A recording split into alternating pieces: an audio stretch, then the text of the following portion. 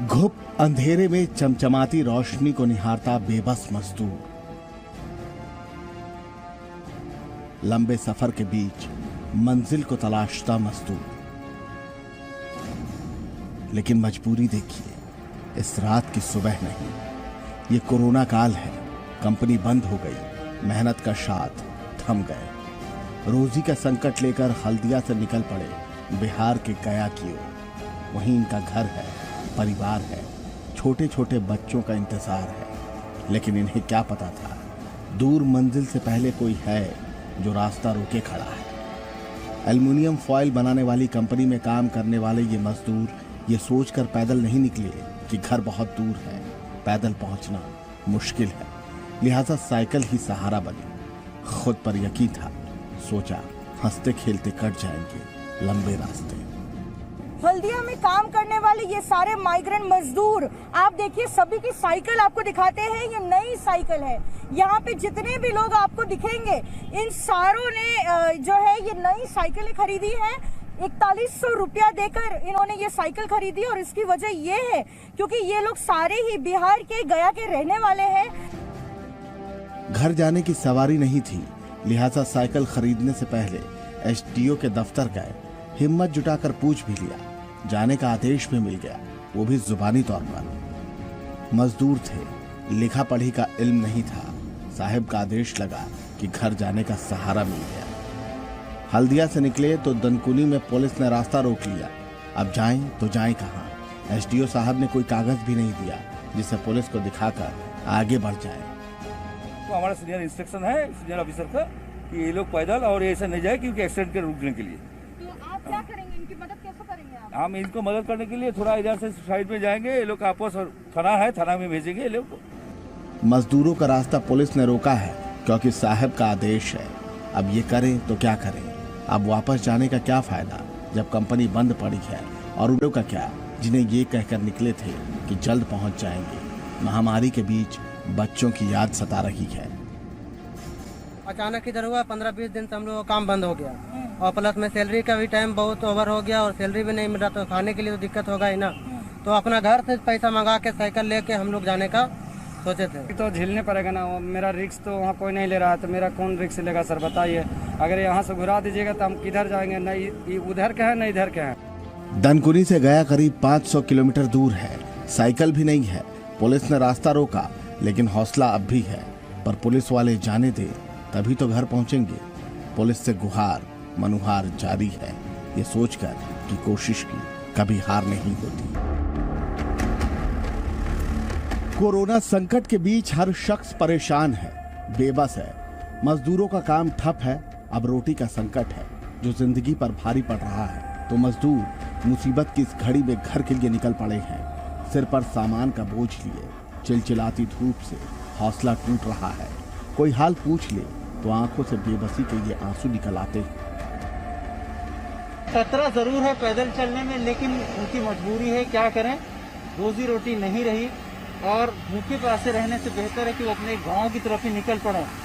हालांकि इनके न ट्रेन का इंतजाम है न बसों का इंतजाम है, ये पैदल अपने सामानों को लेकर निकले हुए हैं। 3 दिन से भूखे रह रहे यहाँ पे और हम लोग के खाने का कोई बंदोबस्त नहीं है, रोड पे रहते हैं सर हम लोग पैदल जा जाएंगे।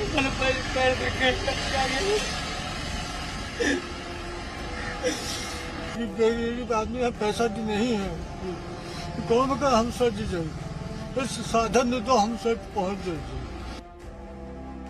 चिलचिलाती धूप और तपती गर्मी में हजारों किलोमीटर का पैदल सफर, जेब खाली है, नौकरी भी नहीं। ऐसे में खाने का खर्च, घर का किराया कौन देगा?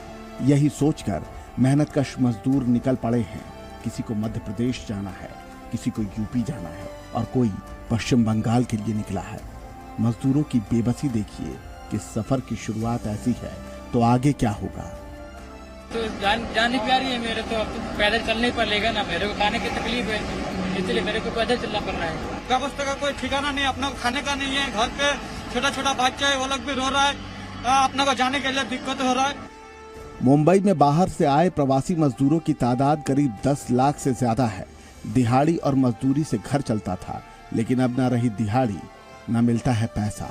उधर महाराष्ट्र सरकार दावा कर रही है कि अब तक करीब 75,000 प्रवासी मजदूरों को उनके शहरों में भेजा गया, लेकिन दावे तो दावे हैं, हकीकत सड़क पर है। बेहद खतरनाक। लाख कोशिशें की, पुलिस का फॉर्म तक भरा, लेकिन बस और ट्रेन से सफर का इंतजाम नहीं हुआ। पैदल जाना ही पड़ेगा, ना पैसा है ना थोड़ी, तो पैदल ही जाना पड़ेगा। पैदल कहाँ तक? अब जहाँ तक चल पाएंगे चलेंगे सर। यहाँ पे तो बहुत तकलीफ हम लोग काटे, खाना भी नहीं मिल रहा था, 2-3 दिन में से भूखे सोए, फिर भी हम लोग चले। मुंबई से जाते मरीजों की शिकायत है, लेकिन कोई सुनने वाला नहीं। अब मंजिल बहुत दूर है, किसी ने रोक दिया तो आगे क्या होगा। साथ में बच्चे हैं, बूढ़े हैं, फिर भी इन सब को ऊपर वाले पर छोड़ दिया। बेजान जिस्म जिंदा होने पर सवाल खड़े कर देता है।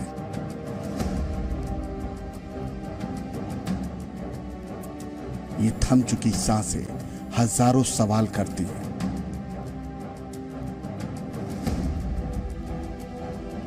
जिंदगी बचाने के लिए जान की बाजी लगा दी, लेकिन मौत ने फिर भी रास्ता ढूंढ लिया और अब सड़क किनारे द्वारका प्रसाद की लाश पड़ी है, जो खामोश है, कुछ कहती नहीं, लेकिन फिर भी कलेजा तार तार कर देती है। भिवंडी से झारखंड के लिए चले द्वारका प्रसाद के साथ दोस्तों की टोली थी। भिवंडी में रोटी का संकट बढ़ा तो झारखंड अपने घर की ओर निकल पड़े।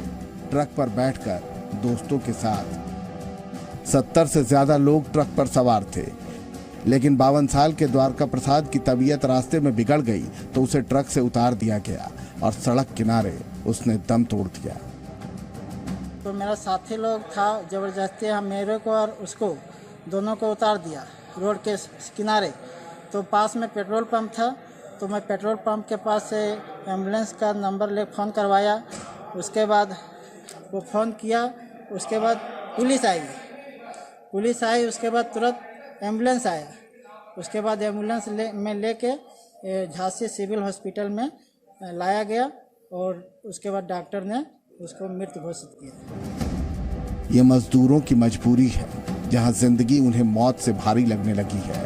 रोजगार छिन चुका है तो भूख का संकट सांसों से बड़ा होने लगा है, और उसी भूख से बचने के लिए द्वारका प्रसाद ने शायद मौत को गले लगा लिया।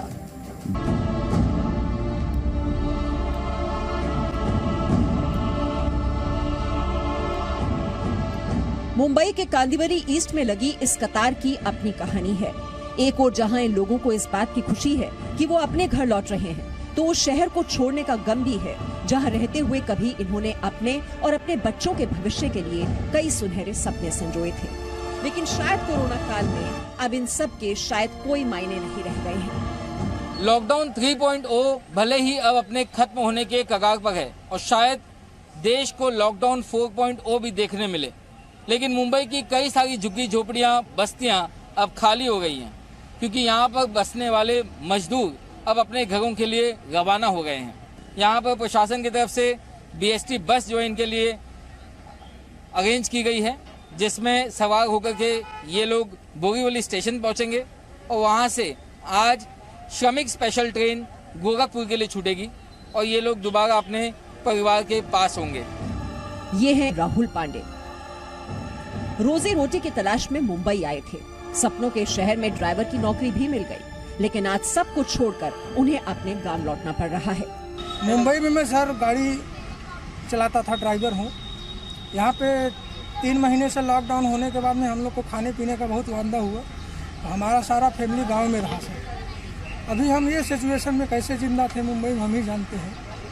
हम सरकार का आभार जताते हैं कि सरकार ने हमारी फरियाद को सुना, देर से सुना, लेकिन सुना। आज मेरे को बहुत प्रसन्नता हो रही है कि मैं मेरे फैमिली से मिलने के लिए 3-4 महीने के बाद में मेरे को वहाँ पे देखने को मिल रहा है।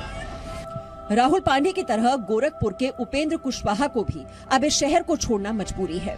फरवरी में नौकरी की तलाश में मुंबई आए थे, महीने भर नौकरी भी की, लेकिन कोरोना काल में नौकरी भी छूट गई। अब वापस गांव जा रहे हैं। अरे हम तो फरवरी में इधर आए थे अपना कोई नौकरी की तलाश में, कुछ दिन महीने दिन नौकरी किया, उसके बाद जो इधर उधर भटक रहे हैं अभी खाने पीने का रहने का तमामों तरह का दिक्कत आ गया। इस पोजीशन में हम अब चाहते हैं हम अपने जो है अपने ज़िले अपने गांव उत्तर प्रदेश में पहुंच जाएं। उधर हमारा खेती है, घर है, सब कुछ है, उधर खाने का रहने का कोई तकलीफ नहीं है।